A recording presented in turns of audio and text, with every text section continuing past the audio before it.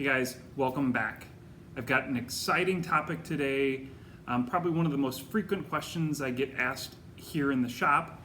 I get a lot of questions on a day-to-day basis, and this probably being one of the most frequently asked questions, I wanted to address here because I want everybody out there, I want you to be a wine pairing boss. You the boss? So today we're talking about how to pair wines with food and what process I go through when people ask me what to do, what they're doing tonight for dinner, so on and so forth. So on the surface you can say when you're pairing wine, if you're having meat, you're having steak, you're having red meat of any sort, that goes with red wine.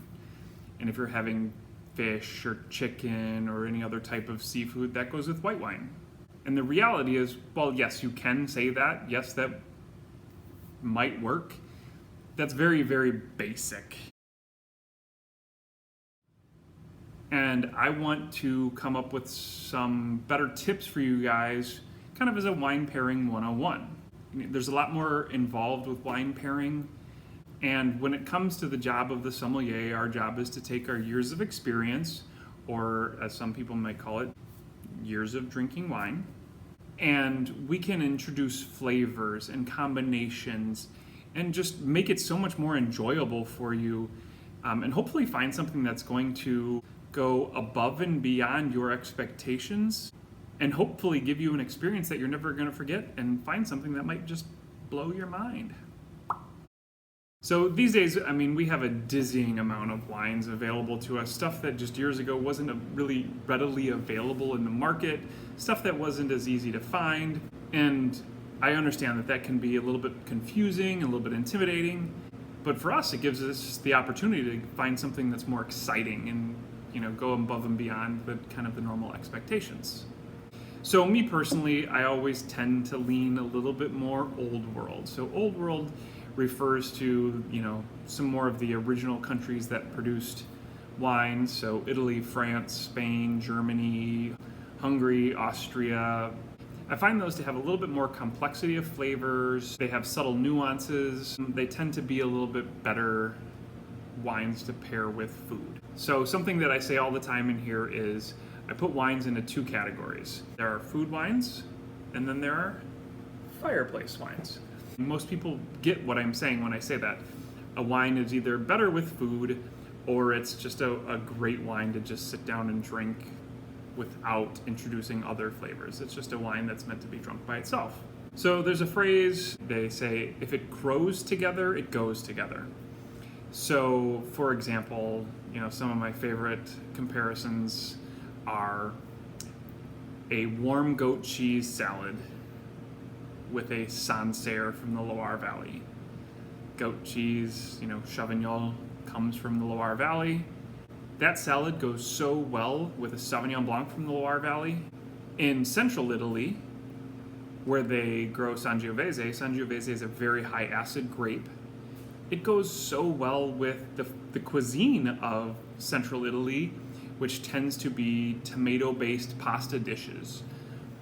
In northern Italy, as a contrast, in northern Italy, they don't have as much tomato-based pasta dishes. They have a lot more meat dishes. So Barbera and Nebbiolo, while they're high acid like Sangiovese is, they go so much better with the cuisine of northern Italy. So when I break down mentally, when somebody tells me what they're having for dinner, my mind goes through three processes. There are situations where you want to kind of match the wine to the food. There are situations where you want to contrast the wine and the food. And then there are a handful of situations where you can kind of go both ways. You can match the wine or contrast. There's not a ton of situations where you can do that. What I'm going to try to do is lay out three examples of each scenario here. So first up, I'm going to talk about matching. So I just used a couple of examples with Italy.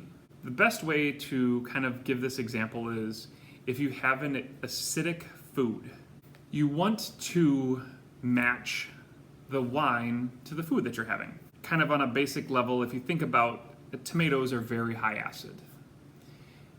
So if we use that example of a tomato-based pasta dish, you're going to have a higher acid dish, so you're going to want to have a higher acid wine. So this is a scenario where you want to match the acidity of the food and the acidity of the wine. Ideally, you'll find the perfect pairing where the wine does not overshadow the food and the food does not overshadow the wine, but they complement each other.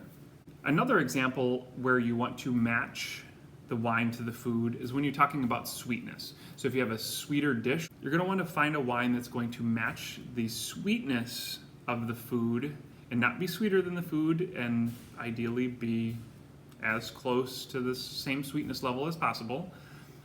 And in a perfect world scenario, you've also got a wine that's got good acidity to kind of play off of the sweetness. And the last example under matching is the weight. And the weight can be a little bit more difficult.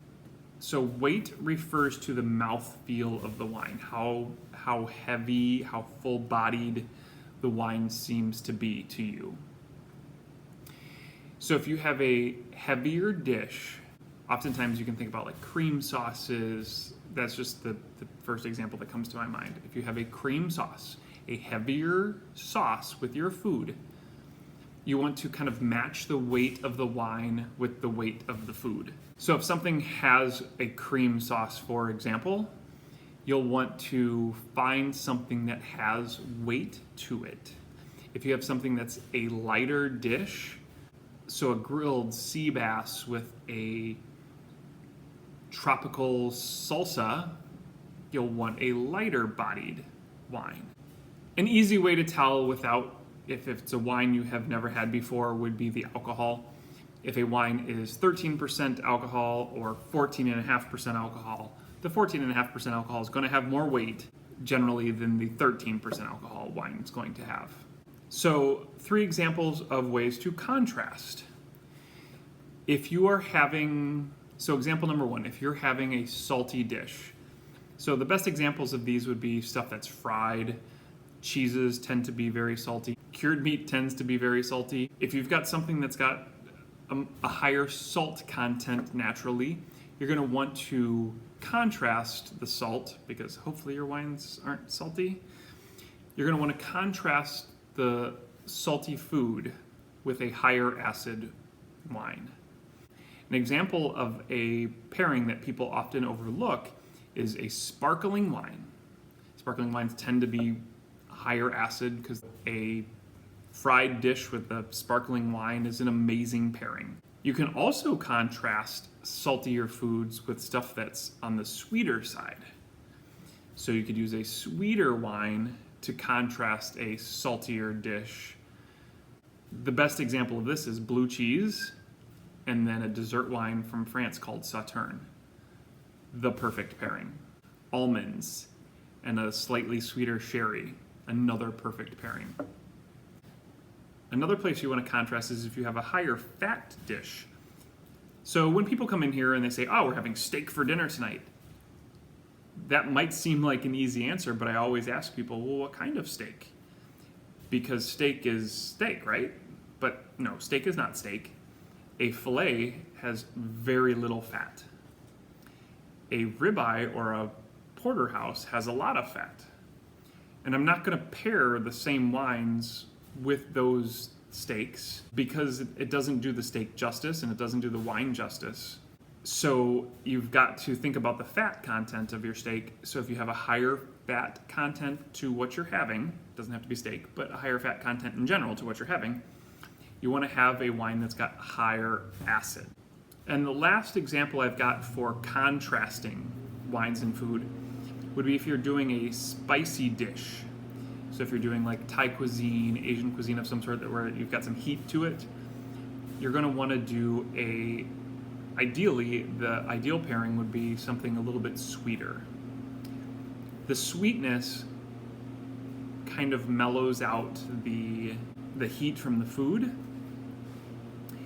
And, just to show you, if you try to match this, if you have a food that's a little bit spicier and you do something that's either high in alcohol or high in tannins, what that's going to do is that wine with that food, for example, of a high alcohol wine, it's going to make the wine seem more alcoholic, and then the wine's going to make the food seem spicier. And that's generally not what you want to do. You want to make the food seem like how you intended the food to be, but also how the wine is intended to be. You don't want to showcase 15% alcohol with a spicy food, just like you don't want to showcase Thai chilies with Zinfandel. So again, the perfect pairing in this scenario would be a slightly sweet wine. The sweetness is going to coat your mouth, and it's going to make the food seem less spicy, but you'll still get all the flavor. That's kind of the goal of that pairing. So we're down to the final 3 examples of where wine and food can go contrasting or matching. So bitter foods is where I'm going to start here. Bitter foods are kind of hard to explain, but bitterness is a sensation that you feel in your mouth. If you think about black tea has a bitter component to it. The best food example I can think of are when you char grill foods, you tend to get a more bitter quality to it. So even if it's a steak, you get a little bit more bitterness than if you were to pan sear it or whatever. The perfect example is eggplant, which starts out bitter and then you grill it. Well, yes, that adds flavor to it and adds a component to it that's very nice for the eggplant itself. It makes wine pairing a little bit more challenging, but it gives us some great opportunities. So this is an example again of where you can match or contrast. If something has a bitter quality to it, you can match it to something that's got a lot of tannins. So tannins are a type of, it's a bitter quality to the wines. It's a tannic acid, and it creates that like itchy, rough feeling on your teeth and tongue. It's kind of hard to feel without a wine in your mouth, but it's the best example. So if you've got a bitter food, you can match that with a bitter wine, meaning higher in tannins. But you can also contrast that food with a wine that's very fruity. A full-bodied fruity wine is going to kind of like subdue the bitter quality that comes out in the food. And either one of those is going to be a great pairing. Another example of what you can do a contrast or a match, and this one plays a little bit to weight. You know, we talked about weight when we were talking about matching, but the richness of the food and or wine. Or if you're doing a rich food, something with a lot of butter or something with a lot of sauce, you're going to want to have a richer wine. But you can also contrast that with a wine that's got really good acidity that kind of cuts through that fat. Kind of goes to the previous one a little bit. But I know that these aren't that last one wasn't the best example, but I'm trying to, again, give you 3 examples of each scenario. I hope everybody liked this. I get a lot of questions, very similar questions each week just in the shop. But let me know down below if you have any questions that I can answer for you and I can do a video for you. If you like this type of video, if you'd love to know a little bit more about wine, that's what we're here for. Put your comments down below. Please make sure you like the video, make sure you subscribe to our channel. It's free for you, but what it does for us is it helps us get more and more out there in the community. People who might not have known about us, if you like us, they might notice that you liked us and they get interested. So that's what we want to see, is just a little bit more broadening of the customer base, and that's what these hopefully will help us do. Again, please make sure you like, subscribe, and comment if you have any questions that we can answer for you. And stay tuned for part 2 of this video, you guys. It's already too long. So part 2 of this video is going to be the 10 wines you need to have on hand at all time to help you be a wine pairing boss. Everybody have a great night. Hope to see you soon. Cheers.